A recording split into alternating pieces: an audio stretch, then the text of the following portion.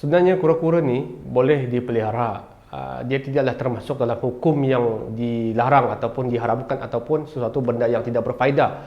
Sebab binatang ni apabila dia tergolong dalam sesuatu yang tidak berfaedah, sebagai contoh sebagai ular, tikus, haiwan perosak ataupun haiwan-haiwan yang tidak memberi manfaat atau tidak memberi faedah, maka haiwan itu haram untuk dipelihara kerana langsung tidak memberi faedah pun kepada manusia. Tapi dari segi konteks kura-kura ini bukanlah jenis kura-kura yang bertaring. Dia bukanlah jenis haiwan yang pemangsa makan daging. Dia cuma herbivor. Kura-kura darat ini bagi saya tidak ada pun sesuatu yang berbahaya. Sifat kura-kura darat tu sebenarnya dia memang lebih aman.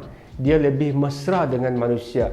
Jadi sesuai untuk dipelihara, untuk kita jadikan sebagai peneman. Sebenarnya haiwan ini dia tidak ada pun disebut sebagai boleh jadi jin. Maksudnya ada jin masuk dalam haiwan tu. Sebenarnya benda tu tidak wujud pun, tidak berlaku pun. Ada pun beberapa pendapat iaitu berkenaan dengan jin tu menjadi ular dan sebagainya.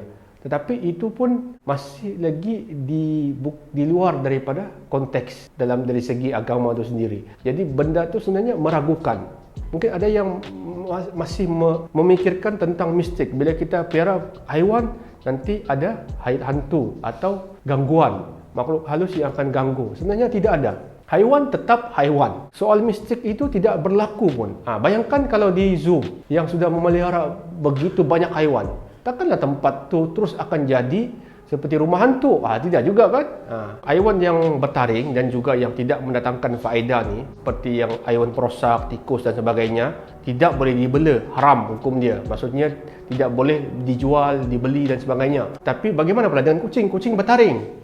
Kucing kita berbalik kepada konteks ketika sahabat Nabi ataupun Nabi sendiri pun memelihara kucing. Jadi sebenarnya kucing ini memang sudah ditakdirkan untuk bersama-sama manusia, untuk hidup dalam komuniti manusia. Sebab itu di mana sahaja kita tinggal pasti akan ada kucing yang datang. Tanggungjawab apabila kita memelihara haiwan peliharaan ni atau apa saja haiwan eksotik, kita telah menyerahkan diri kita, itu adalah amanah, itu adalah tanggungjawab. Dan apabila benda itu jadi amanah dan tanggungjawab, maka ia menjadi wajib bagi kita untuk memenuhi kesemua keperluannya. Maksudnya jangan diabaikan keperluan-keperluan ini, kerana ini adalah tanggungjawab anda. Selagi mana apabila anda memutuskan untuk memelihara haiwan itu, penuhi tanggungjawab itu. Tambahan lagi apabila anda kurung, tapi kurung pun anda kena penuhi makanan dia, penuhi segala apa yang dia mau. Jangan kita kurung menyeksa, kita tidak bagi makan, kita tidak bagi keperluan, kerana haiwan ini nanti di akhirat nanti mereka akan menuntut siapa yang menzalimi mereka, siapa yang berbuat baik dengan mereka. Jadi kesimpulannya sebenarnya tidak ada masalah untuk anda memelihara haiwan eksotik sekiranya anda faham tentang hukum dia. Jadikan haiwan eksotik sebagai komersial ni adalah satu pilihan yang sangat berat bagi saya. Sebab ia memerlukan komitmen yang tinggi berbeza dengan jaga kucing ataupun jaga haiwan domestik lain.